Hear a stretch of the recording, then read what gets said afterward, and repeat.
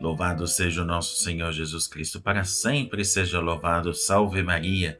Meus queridos irmãos e irmãs, a paz, a bênção de Deus. Estamos aqui mais uma vez reunidos para escutar a palavra de Deus. O que a palavra de Deus tem para nós nesse dia de hoje? E hoje vamos meditar nessa 21ª semana do tempo comum desta terça-feira, o Evangelho de São Mateus, capítulo 23, versículos de 23 a 26. O Senhor esteja convosco, Ele está no meio de nós. Anúncio do Evangelho de nosso Senhor Jesus Cristo, segundo São Mateus. Glória a vós, Senhor.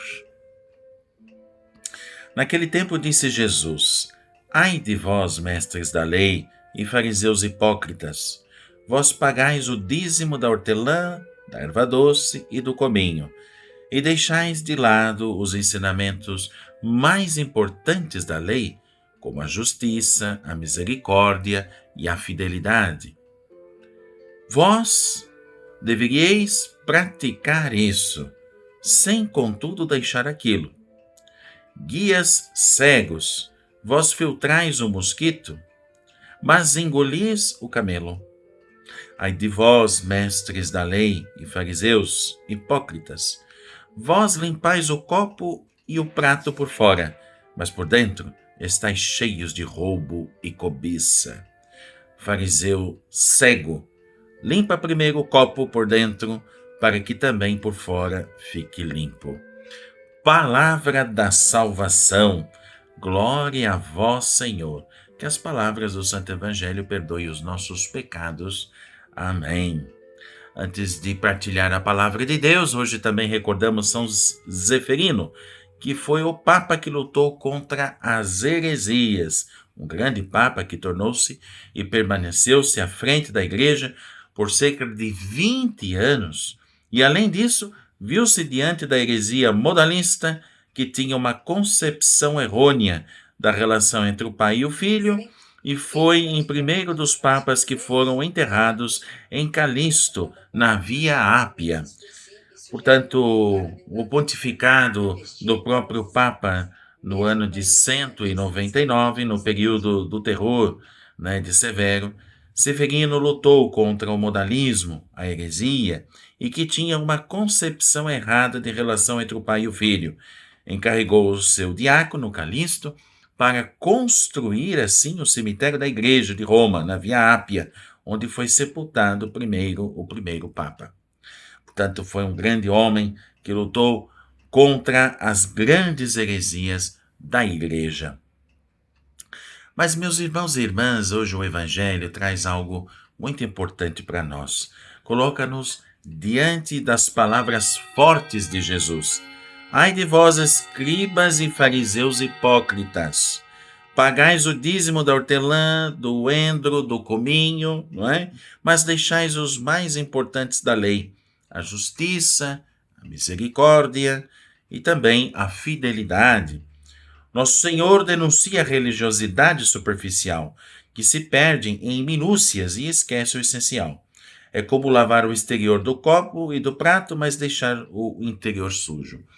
Hoje, nas nossas vidas cristãs, por aí, da nossa vida, quantas pessoas é de uma maneira dentro da igreja, mas fora da igreja, tomam as atitudes diferentes. Não são verdadeiramente cristãos maduros.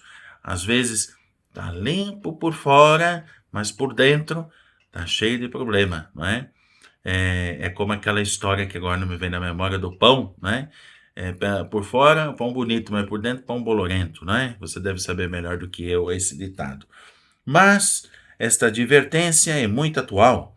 Quantas vezes também nós podemos cair na tentação de cumprir exteriormente as práticas religiosas, né? Eu participei da missa, tá tudo bem, tá tudo certo, mas saiu fora da missa, tem gente que fala mais que a boca, né?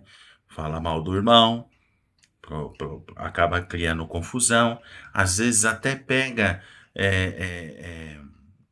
colocar um contra o outro. Isso é grave, é um pecado muito grave e precisa se confessar, né? Precisa amadurecer a sua fé, a sua vida. Portanto, o Senhor não rejeita os ritos ou disciplina, mas recorda que tudo isso deve conduzir a uma vida justa, misericordiosa e fiel. É o interior do homem que precisa ser purificado para que o exterior tenha sentido. Até tem um livro que eu indico muito para as pessoas, né, do Cabarrus, chamado Cabarrus, que está nas livrarias Loyola, também tem na edição portuguesa, mas é em espanhol, e que trabalha dizendo, bebendo do próprio poço, ou seja, bebendo da minha própria água. Como é que está o seu poço aí dentro, né? Trabalhar dentro da sua vida, da sua caminhada, como igreja, não é? Porque é verdade que hoje passamos por tanta deficiência de fé, porque muitas vezes as pessoas que participam têm esse grande fenômeno hoje, não é? E que precisa realmente se encontrar com o padre, conversar, pedir um conselho, né? Porque às vezes nem sempre é a confissão, mas uma orientação espiritual de vida, né? Ter como um padre ou uma irmã, né, como diretor ou diretora espiritual. Isso é muito importante. Os santos ensinaram este caminho. São Vicente de Paulo, por exemplo, né, que é um grande santo da caridade, dizia que os pobres são os nossos mestres. É verdade. Lembrando que a verdadeira devoção se mede pela caridade. Também Santa Teresa de Jesus afirmava que a oração autêntica leva sempre às obras concretas do amor. Então não tem tempo para conversa fiada. E nessa linha também podemos recordar o exemplo luminoso do meu fundador, o padre Jaime Milharizan, não é? Ele, que foi um grande sacerdote em Paris e viveu de perto o sofrimento dos pobres operários e marginalizados, percebeu que não bastava pregar palavras bonitas ou celebrar com solenidade se a igreja não se inclinasse sobre as feridas do povo, inspirado pelo Evangelho e também por São Vicente de Paulo, que dedicou a sua vida a uma pastoral da proximidade, não é? De presença no meio dos mais esquecidos, não teria sentido, não é? E o seu lema era muito claro: fazer dos pobres a nossa vida, a nossa caminhada. Em tudo quis viver a justiça, a misericórdia, a fidelidade, tão exigidas por Cristo no Evangelho de hoje. Então, meus queridos irmãos, vamos rezar por intercessão, seja de São Vicente de Paulo e do servo de Deus, Padre Jaime Nizam, para que aprendamos a viver com fé, com autenticidade, servindo a Deus nos pobres e vivendo a cada gesto litúrgico como sinal de uma vida inteira entregue por amor, não é? Então que o seu copo não seja um copo limpo só por fora, mas seja brilhoso por dentro e por fora. E com certeza não seremos como os fariseus, mas seremos autenticamente filhos de Deus, peregrinos da esperança que tanto queremos ser e seguir para chegar lá na nossa mãezinha, como está aqui acima da minha cabeça, para o céu.